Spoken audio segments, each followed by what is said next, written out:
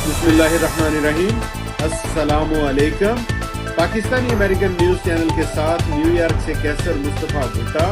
Programme کیسر مصطفیٰ کے ساتھ سچ جانیے۔ پاکستانی امریکن نیوز چینل کو لائک کریں، سبسکرائب کریں اور پاکستانی امریکن نیوز چینل کا ممبر بننے کے لیے تھینکس پر کلک کریں۔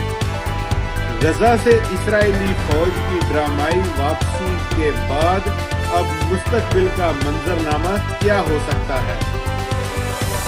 اتوار کو اسرائیلی حکام کی جانب سے غزہ میں موجود اپنی فوجیں واپس بلانے کی خبر نے اکثر افراد کو چونکا دیا تھا۔ اس سے قطع نظر کا اسرائیلی فوج اور حکومت کا کہنا ہے کہ فوج واپس بلانے کے اس اقدام کی کچھ زیادہ اہمیت نہیں ہے۔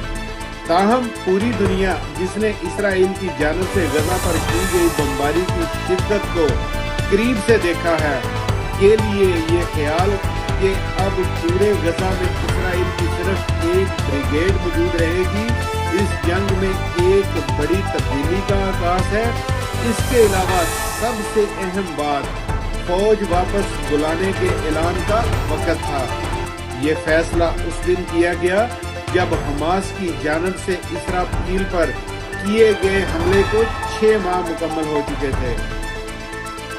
اسرائیلی وزیر اعظم کے دفتر کے ایک ترجمان ایوی ہیمن نے صحافیوں کو بتایا کہ اس بارے میں زمینی فوج غزہ سے واپس بلانے کا اقدام زیادہ توجہ دینے کی ضرورت نہیں ہے۔ ایوی ہیمن نے اس بات پر زور دیا کہ اسرائیلی دفاعی افواج اب بھی کوئی بھی ایسی کارروائی کر سکتی ہیں جو انہیں ضروری لگے، اس سے قطع نظر کہ زمینی افواج غزہ میں موجود ہوں یا نہیں۔ شاید اپنے اسی موقف کو تقویت دینے کے لیے ہی چند گھنٹوں کے بعد اسرائیلی فوج نے اعلان کیا کہ اس نے ایک سینئر حماس رہنما خاتم الغمری کو ایک فضائی حملے میں ہلاک کر دیا تھا۔ اسرائیلی میڈیا نے اس حکمت عملی پر مختلف قسم کا رد عمل دیا ہے۔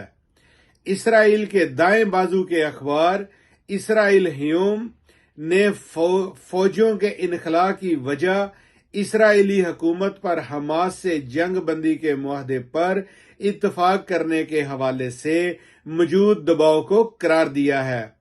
یاد رہے کہ تازہ ترین مذاکرات کے دوران اسرائیل پر جنگ بندی کا معاہدہ کرنے کے لیے دباؤ میں اضافہ ہوا ہے۔